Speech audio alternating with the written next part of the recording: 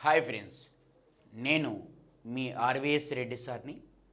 మనం ఈరోజు ఏప్రిల్ 5 యొక్క కరెంట్ అఫైర్స్ని మాట్లాడుకుంటున్నాం. సో నిన్న గ్రూప్ 2 రిజల్ట్ రావడం వలన కొద్దిగా బిజీగా ఉండడం వలన ఏప్రిల్ 5 యొక్క కరెంట్ అఫైర్స్ చేయలేకపోయాను. సో డైలీగా మనకి 8 AM కల్లా కరెంట్ అఫైర్స్ అనేవి అప్లోడ్ అవుతూ ఉంటాయి. ప్రతిరోజు మీరు చూడండి. ఏ ఎగ్జామ్కైనా కరెంట్ అఫైర్స్ చాలా ముఖ్యం, ఏవి తీసుకోవాలనో చాలా ముఖ్యం. సో నేను మీ ఆర్వీఎస్ రెడ్డి సార్ని. రైట్, ఇప్పుడు చూద్దాం. ఏప్రిల్ 5 యొక్క కరెంట్ అఫైర్స్లో భాగంగా మనం డిస్కస్ చేసుకోబోతున్నాం. మీరందరూ కూడా జాగ్రత్తగా గమనించుకోగలగండి. ఫస్ట్ ఆఫ్ ఆల్, ఏప్రిల్ 5 యొక్క కరెంట్ అఫైర్స్లో ఫస్ట్ది ఏమిటి అంటే international mine awareness day. Mines యొక్క awareness day, international mine awareness day అని చెప్పేసి మనం మాట్లాడుకోవడం జరుగుతుంది. ఎప్పుడు జరుపుకుంటామంటే మైన్స్ యొక్క అవేర్నెస్ డే ఏప్రిల్ 4న జరుపుకోవడం జరుగుతుంది. ఇంటర్నేషనల్ మైన్స్ అవేర్నెస్ డే ఎప్పుడు జరుపుకుంటున్నామండి? సో మనకి మైన్స్, మైన్ అంటానే గుర్తుపెట్టుకో. ఎన్ని అక్షరాలు ఉన్నాయి? 4 అక్షరాలు ఉన్నాయి. సో ఏప్రిల్ 4న అంటే 4వ నెల 4వ తేదీన మైన్స్ గురించి మనము ప్రపంచ గనుల యొక్క అవేర్నెస్ డే అనేది జరుపుకోవడం జరుగుతూ ఉంటుంది. క్లియర్గా ఇక్కడ చూసుకోగలగండి ఎగ్జామ్ ఓరియంటెడ్.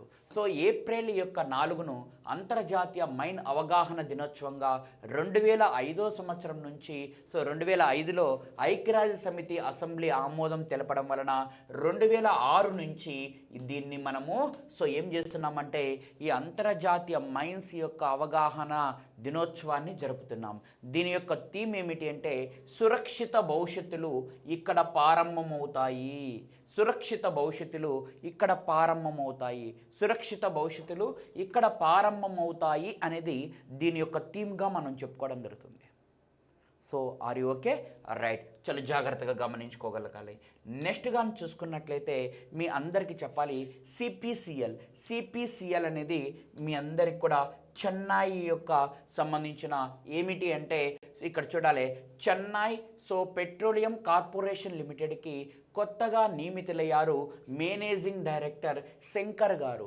అంటే చెన్నై పెట్రోలియం కార్పొరేషన్ లిమిటెడ్కి కొత్తగా మేనేజింగ్ డైరెక్టర్గా నియమితులైన వారు శంకర్ గారు అని చెప్పేసి మాట్లాడుతున్నాం.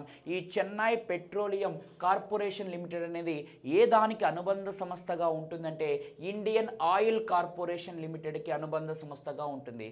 ఇండియన్ ఆయిల్ కార్పొరేషన్ లిమిటెడ్కి అనుబంధ సంస్థగా ఉండడం జరుగుతుంది. మిత్రులందరూ కూడా గమనించుకోవాలి. ఇండియన్ ఆయిల్ కార్పొరేషన్కి చెన్నై పెట్రోలియం కార్పొరేషన్ లిమిటెడ్ అనేది మనకి అంటే గుర్తుపెట్టుకోవాలి. దీనికి ఇండియన్ ఆయిల్ కార్పొరేషన్కి ఈ చెన్నై పెట్రోలియం కార్పొరేషన్ అనుబంధ సంస్థగా ఉంటుంది. ఆ చెన్నై పెట్రోలియం యొక్క మనకి పెట్రోలియం కార్పొరేషన్ లిమిటెడ్కి ఎవరు మేనేజింగ్ డైరెక్టర్గా నియమితులయ్యారంటే శంకర్ అని చెప్పేసి మనం మాట్లాడుకుంటున్నాం. క్లియర్గా మనం మాట్లాడుకుంటున్నాం. ఈ వ్యక్తే. జాగ్రత్తగా గమనించుకోవాలి. ఎవరంటే శివ సుబ్రహ్మణ్యం రామన్ గారు అని చెప్పేసి మనం మాట్లాడుకుంటున్నాం. చాలా జాగ్రత్తగా చూసుకోవాలి. ఎవరయ్యా అంటే ఇతను శివ సుబ్రహ్మణ్యన్ రామన్ గారు అని చెప్పేసి మాట్లాడుకుంటున్నాం. ఎవరయ్యా అంటే pension fund regulatory and development అథారిటీకి కొత్త చైర్పర్సన్గా నియమితులయ్యారు. ఎవరి ప్లేస్లో నియమితులయ్యారు? దీపక్ మొహంతి ప్లేస్లో నియమితులయ్యారు. చాలా జాగ్రత్తగా. దీపక్ మొహంతి అనే వ్యక్తి ఈ pension fund regulatory and development అథారిటీకి గతంలో ఏ విధంగా ఉన్నాడంటే చైర్పర్సన్గా ఉన్నాడు. గతంలో మనకి pension and regulatory and development అథారిటీకి ఎవరయ్యా చైర్పర్సన్గా ఉన్నారంటే ఈ దీపక్ మహంతి యొక్క ప్లేస్లోకి వచ్చిన వ్యక్తే. కొత్తగా రాబోయే వ్యక్తే. అంటే మే 2025లో ఈయన పదవి అయిపోతుంది దీపక్ మహంతిది. ఆయన అయిపోయిన తర్వాత కొత్తగా వచ్చే పర్సనే ఎవరంటే శివ సుబ్రహ్మణ్యన్ రామన్ గారు అని చెప్పేసి మనం మాట్లాడుతున్నాం. చాలా జాగ్రత్తగా ఈయన ప్రస్తుతం ఏం చేస్తున్నాడు ఈ శివసుబ్రహ్మణ్యం రామన్ అనేవారంటే, సో గుర్తుపెట్టుకోవాలి, deputy control and auditor general మరియు ఈ యొక్క కాగులోనే చీఫ్ టెక్నాలజీ ఆఫీసర్గా పనిచేస్తున్నాడు రామన్ గారు. అంటే 2 కీలకమైన పదవులు నిర్వహిస్తున్న ఇతను దీనికి ఈ pension fund regulatory and development అథారిటీకి రాబోతున్నాడు అని చెప్పేసి మనం అందరం కూడా తెలియపరచుకుంటున్నాం. మిత్రులందరూ కూడా గమనించుకోగలగండి ఈ విషయాన్ని. కొత్తగా పెన్షన్ ఫండ్కి నియమితులు కాకపోతున్నారు. ఒక్కసారి చూడండి, pension fund regulatory and development authority గురించి 2014లో ఇది అమలు చేయబడింది. ఈ pension and regulatory and development authority అనేది 2014 సంవత్సరంలో మనకి అమలు చేయబడింది అని చెప్పేసి మాట్లాడుతున్నాం. దీని యొక్క ముఖ్య ఉద్దేశం ఏమిటి? అంటే పెన్షన్ నిధులను స్థాపించడం, పెన్షన్ యొక్క నిధులను స్థాపించడం, అభివృద్ధి చేయడము మరియు నియంత్రించడం ద్వారా వృద్ధాప్య ఆదాయ భద్రతను ప్రోత్సహించడం, పెన్షన్ యొక్క నిధులు పథకాలు మరియు సంబంధిత విషయాలకు చందాదారుల ప్రయోజనం రక్షించుకోవడం అని చెప్పేసి మాట్లాడుకోవడం జరుగుతుంది. పెన్షన్ అండ్ గుర్తుపెట్టుకోవాలి, pension fund and regulatory development authority అనేది ఏం చేస్తుందంటే పెన్షన్ నిధులను స్థాపించడం, అభివృద్ధి చేయడం, నియంత్రించడం, వృద్ధాప్య ఆదాయ భద్రతను ప్రోత్సహించడం, పెన్షన్ నిధుల పథకాలు మరియు సంబంధిత విషయాలకు చందాదారుల ప్రయోజనాలను రక్షించుకోవడం. రైట్. ఈ pension fund regulatory and development authority అనేది ఏ మంత్రిత్వ శాఖ ఆధీనంలో ఉంటుందంటే ఆర్థిక మంత్రిత్వ శాఖ ఆధీనంలో ఉంటుందని చెప్పేసి మాట్లాడుతున్నాం. దీని ప్రధాన కార్యాలయం ఏమిటి అంటే న్యూఢిల్లీ. ఇప్పుడు గుర్తుపెట్టుకోవాలి. దీని యొక్క మనం బ్యాక్గ్రౌండ్ కూడా తెలుసుకున్నట్లయితే ఈజీగా ఉండడం జరుగుతుంది. ప్రధాన కార్యాలయం ఎక్కడుంది? పెన్షన్ అండ్ రెగ్యులేటరీ ఫండ్ యొక్క ప్రధాన కార్యాలయం న్యూఢిల్లీలో ఉంది. ఇది ఒక చట్టబద్ధమైన సంస్థగా చెప్పుకోవడం జరుగుతుంది. ఇంకా నియమితులయ్యే వారి పేరు శివసుబ్రహ్మణ్యన్ రామన్ గారు అని చెప్పేసి మాట్లాడుకుంటున్నాం. అయితే జాగ్రత్తగా గమనించుకోవాలి, ఏ మంత్రిత్వ శాఖ ఆధీనంలో ఉంటుందని. మోస్ట్ ఇంపార్టెంట్, ఆర్థిక మంత్రిత్వ శాఖ అంటే ఫినాన్షియల్ మినిస్ట్రీ యొక్క ఆధీనంలో ఉంటుంది. మినిస్ట్రీ ఆఫ్ ఫినాన్స్ ఆధీనంలో ఉంటుంది. ఈ ఆర్థిక మంత్రిత్వ శాఖ పరిధిలో ఉంటుంది అని చెప్పేసి మనం మాట్లాడుకోవడం జరుగుతుంది. మిత్రులందరూ కూడా గమనించుకోగలగాలి. రైట్. పూనం గుప్తా గారు ఆర్బీఐ డిప్యూటీ గవర్నర్గా అటెండ్ కావడం జరిగింది.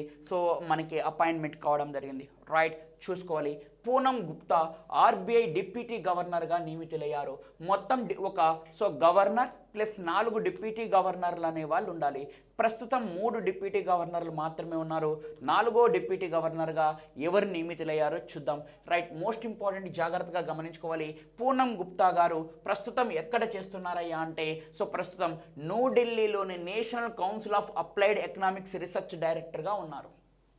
ఎక్కడున్నారు?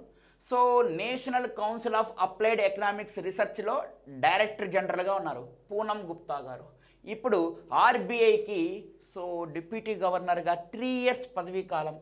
ఆర్బీఐలో డిప్యూటీ గవర్నర్ యొక్క పదవీ కాలం 3 ఇయర్స్ అనమాట. ఆ ఆర్బీఐకి డిప్యూటీ గవర్నర్గా నియమితులు కావడం జరుగుతుంది. మొత్తం 4 డిప్యూటీ గవర్నర్లో కేవలం 3 మాత్రమే ఉన్నారు. 4వది ఎందుకు మనకి ఈమెను డిప్యూటీ గవర్నర్గా నియమిస్తున్నారంటే ఆల్రెడీ గతంలో మైకల్ దే పాత్ర అనే వ్యక్తి డిప్యూటీ గవర్నర్గా రాజీనామా చేయడం వలన ఈమెను ఇప్పుడు పూనం గుప్తాని నియమించడం జరుగుతూ ఉంటుంది అని చెప్పేసి మనం మాట్లాడుకోవడం జరుగుతూ ఉంటుంది. రైట్. ప్రస్తుతం ఆర్బీఐ యొక్క governor Sanjay Malhotra. Most important. RBI యొక్క ప్రస్తుతం గవర్నర్ ఎవరు? రిజర్వ్ బ్యాంక్ ఆఫ్ ఇండియా అనేది భారతదేశంలో కేంద్ర బ్యాంకుగా చెప్తుంటాము. ఈ reserve bank of India 1935 April 1న ఏర్పడింది. ప్రస్తుతం దీని హెడ్ క్వార్టర్ ముంబైలో ఉంది. ముంబైలో ఉంది. ఫస్ట్లో అయితే ఎక్కడ ఉండేది అంటే మీ అందరికి కూడా చెప్పుకోగలుగుతున్నాము. కలకత్తాలో ఉండేది. అయితే ఫస్ట్లో ఇది ప్రైవేట్ బ్యాంక్. ఆర్బీఐ అనేది మనకి సెంట్రల్ బ్యాంకే, ప్రైవేట్ బ్యాంక్గా ఉండేది. తర్వాత దీన్ని జాతీయం చేయడం జరిగింది. 1949 జనవరి 1వ తేదీన దీన్ని జాతీయం చేశాము. జాతీయం చేయడం అంటే పబ్లిక్ బ్యాంకుగా మనకి ఆర్బీఐ ఎప్పుడు మారింది అని క్వశ్చన్ అడిగితే 1949 జనవరి 1 అని చెప్పండి. ఆర్బీఐ ఎప్పుడు ఏర్పడింది అంటే 1935 ఏప్రిల్ 1 చెప్పండి. ఏ యాక్ట్ ప్రకారం ఏర్పడింది అంటే ఆర్బీఐ యాక్ట్ 1934 ప్రకారం ఏర్పడిందని గుర్తుపెట్టుకోండి. ప్రస్తుతం ఎవరు ఆర్బీఐ గవర్నర్? సంజయ్ మల్హోత్రా గారు. ఈ యొక్క మనకి 4 డిప్యూటీ గవర్నర్లు ఉన్నారు, 3 మాత్రమే ఉన్నారు. 4 ఆవిడ పూనం గుప్తా గారు వచ్చారు. ఎస్. స్వామినాథన్ గారు, రాజేశ్వరరావు గారు, రవి శంకర్ గారు. గుర్తుపెట్టుకోవాలి, సారారా అని గుర్తుపెట్టుకో. సా అంటే స్వామినాథన్, రా అంటే రాజేశ్వర్, రవిశంకర్ గుర్తుపెట్టుకోవాలి. ఇప్పుడు పూనం గుప్తా గారు. ఎస్, సో చాలా ఇంపార్టెంట్ ఎగ్జామ్ పాయింట్ ఆఫ్ లో. ప్రస్తుతం ఆర్బీఐ గవర్నర్గా మరియు ఎవరున్నారు, సంజయ్ మల్హోత్రా. డిప్యూటీ గవర్నర్గా ఈ నలుగురు గుర్తుపెట్టుకోవాలి. ఒకరు వచ్చేసి స్వామినాథన్, 2 రాజేశ్వర్, 3 రవిశంకర్, సో 4 ఆవిడ పూనం గుప్తా గారు. రైట్, క్లియర్గా. So are you okay? Right. In a flash Chandrasekhar join IMF advisory council. Most important, IMF యొక్క అడ్వైజరీ కౌన్సిల్గా చూడండి ఎన్ చంద్రశేఖర్ గారు IMF managing director advisory council on entrepreneurship and గ్రోత్లో చేరారు. ఇంటర్నేషనల్ మానిటరీ ఫండ్కి ఇతను మేనేజింగ్ డైరెక్టర్ అడ్వైజరీ కౌన్సిల్కి గ్రోత్కు సంబంధించి అంటే చూసుకోవాలి. ఐఎంఎఫ్లో managing director advisory council on entrepreneurship and growth అనే దానికి ఎన్ చంద్రశేఖరన్ గారు సో ఏం చేశారయ్యా అంటే చేరడం జరిగింది ఇండియా నుంచి. రైట్, ఇతను ఎన్ చంద్రశేఖరన్ గారు టాటా సన్స్ చైర్మన్కి సో ఇతను జాగ్రత్తగా వినాలి, హెడ్గా ఉన్నాడు. రైట్, చాలా జాగ్రత్తగా గమనించుకోవాలి. ఐఎంఎఫ్ అంతర్జాతీయ ద్రవ్యనిధిగా మనం చెప్పుకోవడం జరుగుతుంది. షార్ట్ టర్మ్ లోన్స్ ప్రొవైడ్ చేస్తుంది. ఈ ఐఎంఎఫ్ అనేది సో ఎప్పటి నుంచి వర్కింగ్ చేయడం పనిపెట్టింది అంటే 1945 డిసెంబర్ 27న. జీకే గుర్తుపెట్టుకోండి. ఐఎంఎఫ్ యొక్క హెడ్ క్వార్టర్ ఎక్కడుంది అంటే సో DC వాషింగ్టన్లో ఉంది అని చెప్పేసి మనం మాట్లాడుకోవడం జరుగుతుంది. దీంట్లో 190 దేశాలు అనేటివి ఉన్నాయి. సో ప్రస్తుతం దీనికి మేనేజింగ్ డైరెక్టర్ జనరల్గా క్రిస్టిలినా జార్జివా. స్టాండర్డ్ జీకే గుర్తుపెట్టుకోండి, ఎగ్జామ్ పాయింట్ ఆఫ్లో వస్తూ ఉంటాయి. ఐఎంఎఫ్ అనేది 1945 డిసెంబర్ 29న వర్కింగ్ చేయడం స్టార్ట్ అయింది. యాక్చువల్గా ఏర్పడింది 1944లో, వర్కింగ్ చేయడం మాత్రము సో 1945 డిసెంబర్ 27న వర్కింగ్ చేయడం జరిగింది. ప్రస్తుతం మేనేజింగ్ డైరెక్టర్గా క్రిస్టిలినా జార్జివా అని చెప్పేసి మాట్లాడుతున్నాం. దీంట్లో సభ్య దేశాలు 190 ఉన్నాయి. ఐఎంఎఫ్ అనేది షార్ట్ టర్మ్ రుణాలు అనేవి ఇస్తూ ఉంటుంది. సో అంటే సో స్వల్పకాలిక రుణాలు ఇస్తుంటుంది. అటువంటి దానికి మన ఇండియా నుంచి so managing director advisory council on entrepreneurship and గ్రోత్లో చేరిన వ్యక్తి ఎన్ చంద్రశేఖరన్ గారు. ఎన్ చంద్రశేఖరన్ ఎవరయ్యా అంటే టాటా సన్స్ చైర్మన్ యొక్క సో మనకి అధ్యక్షుడిగా ఉండడం జరుగుతూ ఉంటుందని చెప్పేసి మనం మాట్లాడుకోవడం జరుగుతుంది. ఎస్, సింపుల్గా గుర్తుపెట్టుకోండి. భాషావేత్త వేణుగోపాల్ పనికర్ అనేవారు మరణించడం జరిగింది. సో ఇక్కడ జాగ్రత్తగా గమనించుకోవాలి. ఇతను కేరళకు సంబంధించిన వ్యక్తి మరియు 2005 సంవత్సరంలో సాహిత్య అకాడమీ కూడా రావడం జరిగింది. వేణుగోపాల్ పనికర్ గారు సో ఒక భాషావేత్త అనమాట, ఆయన మరణించడం జరిగింది. జస్ట్ నవ్వు గుర్తుపెట్టుకోగలగాలి. రైట్, సో మరొకటి మీ అందరికీ ఇక్కడ మాట్లాడుకుంటున్నాం ఏమిటో చూడండి. నిఖిల్ సింగ్కు ఉత్తరప్రదేశ్ అనోల్ రతన్ అవార్డు ఇవ్వడం జరిగింది. సో గుర్తుపెట్టుకోవాలి, నితిన్ సింగ్కు ఉత్తరప్రదేశ్ యొక్క అన్మోల్ రతన్ అవార్డు అనేది ఇవ్వడం జరిగింది. సో జస్ట్ నవ్వు గుర్తుపెట్టుకోండి, వదిలేసుకుంటా వెళ్ళిపోండి. రైట్, జాగ్రత్తగా. ఎస్, ఇక్కడ చూసుకోవాలి. వరంగల్ ఉంది కదా, ఆ వరంగల్కి చప్తాటా చిల్లీకి సో మనకి జిఐ ట్యాగ్ రావడం జరిగింది. జియోగ్రఫికల్ ఇండికేషన్ అనేది రావడం జరిగింది. ఒక్కసారి మీరే చూడండి. సో వరంగల్లో చపాటా యొక్క మిరపకాయకి జిఐ ట్యాగ్ అనేది రావడం జరిగింది. సో వరంగల్లో చపాటా మిరపకాయ లేదా దీన్ని టమోటా మిరపకాయ అని పిలుస్తుంటారు. దానికి భారత ప్రభుత్వం జిఐ ట్యాగ్ అనేది ఇవ్వడం జరిగింది. సో తెలంగాణ నుంచి ఇది 18వ సో జిఐ ట్యాగ్ పొందిన సో అంశంగా మనం చెప్పుకోవడం జరుగుతూ ఉంటుంది. మోస్ట్ ఇంపార్టెంట్, చాలా జాగ్రత్తగా మనం మాట్లాడుకోవడం జరుగుతూ ఉంటుంది. ఎగ్జామ్ ఓరియంటెడ్ నందు చాలా ఇంపార్టెంట్గా మనం మాట్లాడుకోవడం జరుగుతూ ఉంటుంది.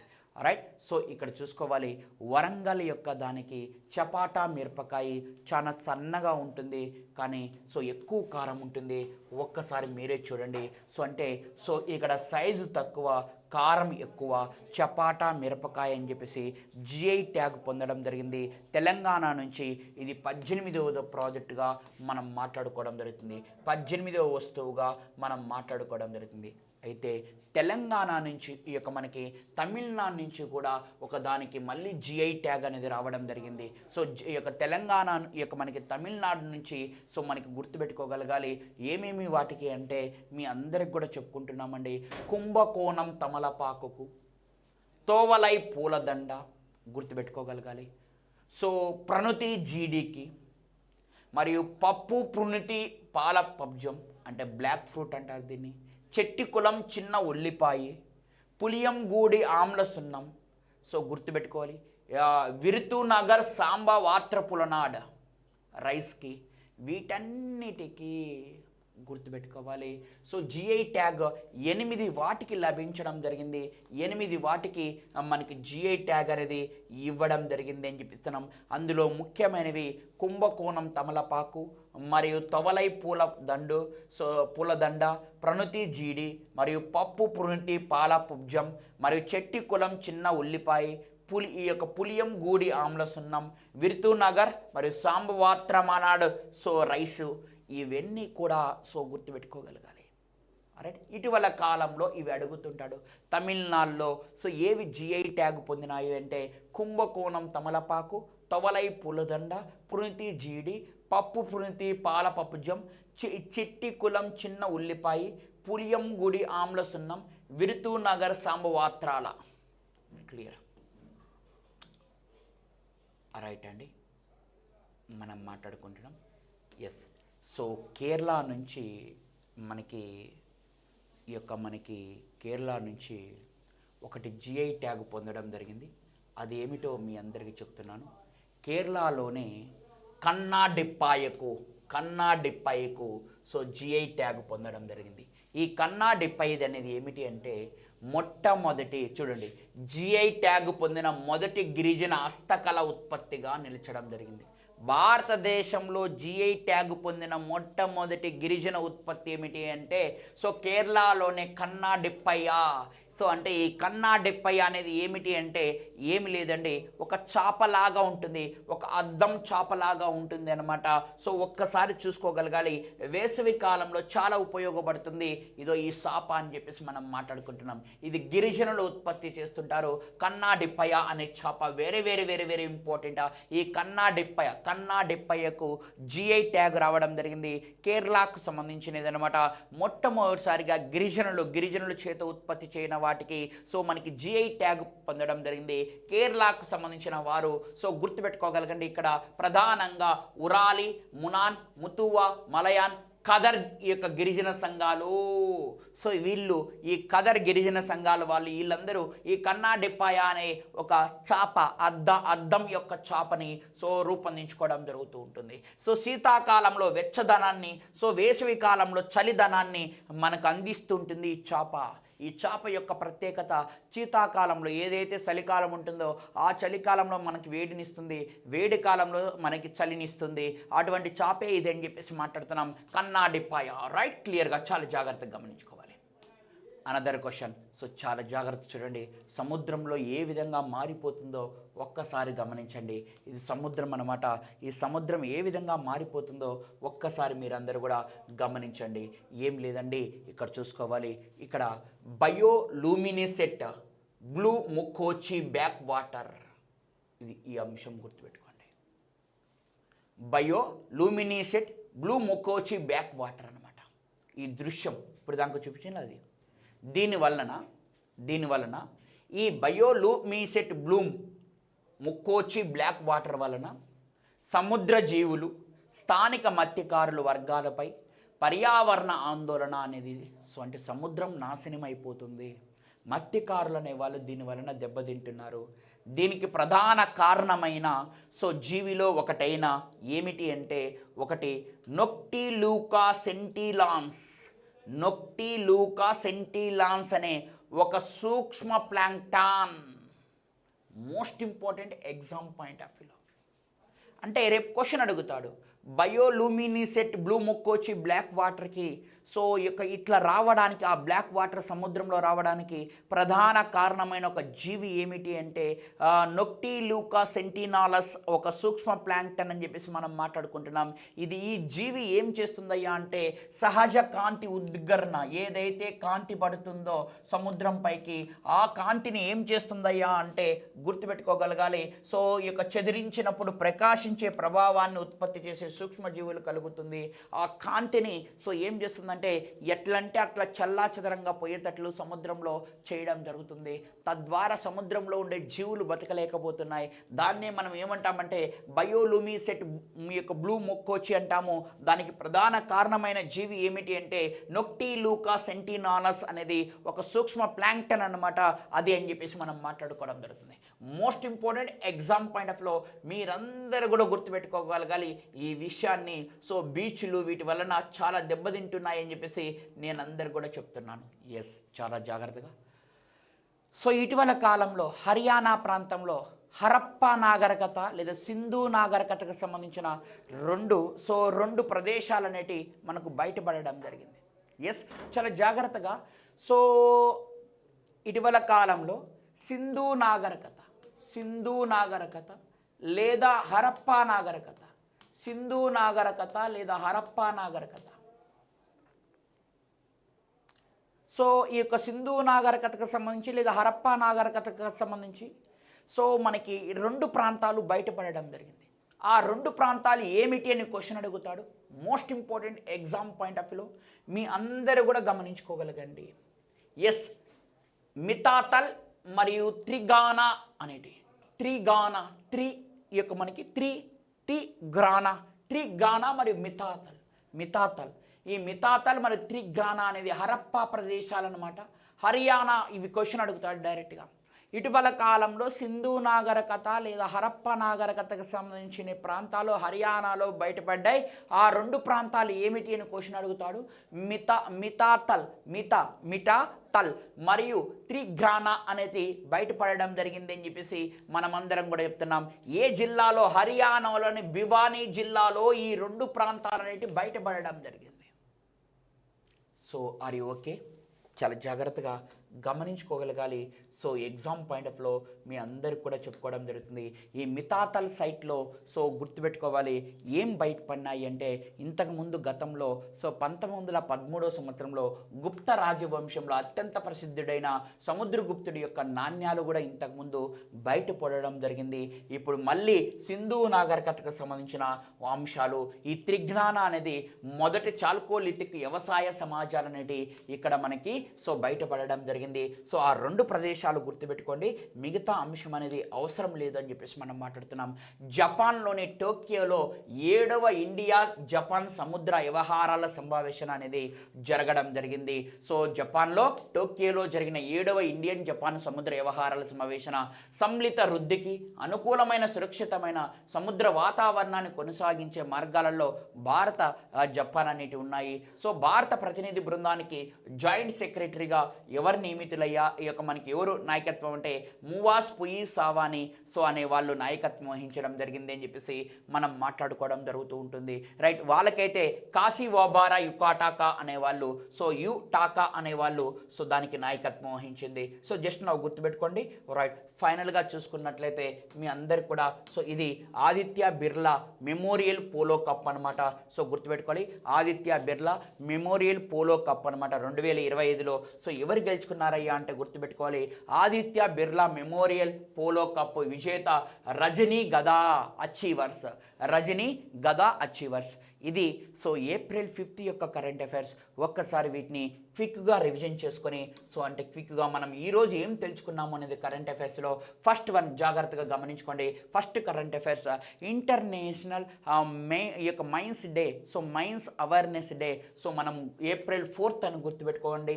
Most important exam point of లో సురక్షితమైన భవిష్యత్తులు ఇక్కడ ప్రారంభమవుతాయని గుర్తుపెట్టుకోండి. నెక్స్ట్ వన్ సిపిసిఎల్కి హెచ్ శంకర్ అనే వ్యక్తి మనకు డైరెక్టర్గా నియమితులయ్యారని చెప్పేసి గుర్తుపెట్టుకోగలగండి. నెక్స్ట్ వన్ మీ అందరికి కూడా చెప్పుకోవాలి. సో మనకి కొత్త pension and regulatory and development అథారిటీకి కొత్త చైర్పర్సన్గా ఎవరు నియమితులయ్యారంటే శివ సుబ్రహ్మణ్యం రామన్ గారు నియమితులు కావడం జరిగిందని గుర్తుపెట్టుకోండి. సో ఆర్బీఐకి సో మనకి 4వ డిప్యూటీ గవర్నర్గా ఎవరు వస్తున్నారంటే పూనం గుప్తా గారు వస్తున్నారని గుర్తుపెట్టుకోండి. ఐఎంఎఫ్కి managing director advisory council and entrepreneurship and గ్రోత్లో సో చేరిన వ్యక్తి ఎన్ చంద్రశేఖర్ గారు అని గుర్తుపెట్టుకోండి. భాషావేత్త అయిన వేణుగోపాల్ పనికర్ అనే వారు ఇటీవల మరణించారని గుర్తుపెట్టుకోండి. నిఖిల్ సింగాకు సో ఉత్తరప్రదేశ్ యొక్క అన్మోల్ రతన్ అవార్డు అనేది రావడం జరిగింది అని గుర్తుపెట్టుకోండి. రైట్. సో వరంగల్కి సంబంధించిన ఆ యొక్క చపాటా మిరపకాయకి జిఐ ట్యాగ్ వచ్చిందని గుర్తుపెట్టుకోగలగండి. Right. So another one question వచ్చేసి తమిళనాడుకు సంబంధించిన 8 వాటికి భౌగోళిక సూచిక ఇచ్చారు. అందులో కుంభకోణం తమలపాకు, తొవలై పూలదండ, పృంతి జీడి, పప్పు పృణితి పాల పబ్జం, ఆ యొక్క చిట్టి కులం చిన్న ఉల్లిపాయి, సో పులియం గూడి ఆమ్ల సున్నం, విర్తూనగర్ సాంబవరాతమాడు అని చెప్పేసి వీటన్నిటికీ సో జిఐ ట్యాగ్ రావడం జరిగింది. రైట్. అదేవిధంగా కేరళలోని కన్నా డిప్పాయికు సో గిరిజనుల యొక్క భారతదేశంలో మొట్టమొదటి గిరిజన ఉత్పత్తికి జిఐ ట్యాగ్ రావడం జరిగింది. అదే కన్నా డిప్పాయి అని చెప్పేసి గుర్తుపెట్టుకోగలగండి. సో గుర్తుపెట్టుకోవాలి, బయోలుమినిసెట్ బ్లూ ముక్కొచ్చి అనే వాటర్ ఎందుకు వస్తుందంటే మీ అందరికి చెప్పుకోవాలి, నొక్టి లూకా సింటిలానాస్ అని చెప్పేసి మనం మాట్లాడుకోవడం జరుగుతూ ఉంటుంది. రైట్. హరప్పాలో 2 ప్రదేశాలంటే మనకు బయటపడడం జరిగింది. మితాతల్ మరియు తిఘ్రానా అనేటి ఈ 2 ప్రదేశాలు సింధు నాగరికత మరియు హరప్ప నాగరికతకు సంబంధించినవి హర్యానాలో భివానీ జిల్లాలో బయటపడడం జరిగింది. రైట్. సో చాలా జాగ్రత్తగా ఆదిత్య బిర్లా మెమోరియల్ పోలో కప్ని ఎవరు అంటే రజనీగాథా అచీవర్స్ అనే వాళ్ళు గెలుచుకోవడం జరిగింది.